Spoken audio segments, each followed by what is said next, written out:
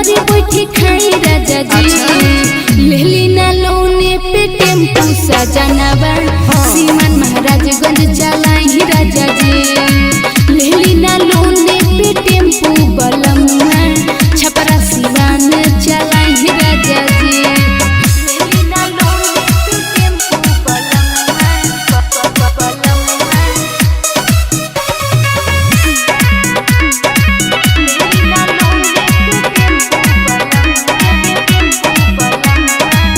एही जा कमई ह खई ह बाहर न जाई ह जहाँ मन मिलियो जहाँ यही जा तू पैबा।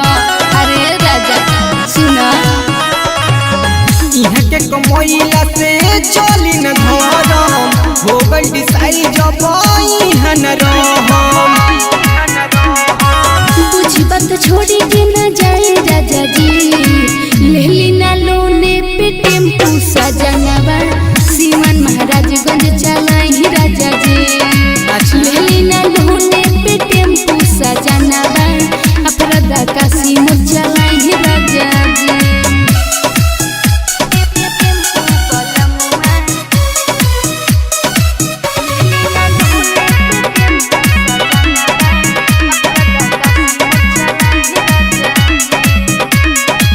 सुजी सन्यासी बुझा मनवा के भावना जाही के रहे तो कर कहे गवाना।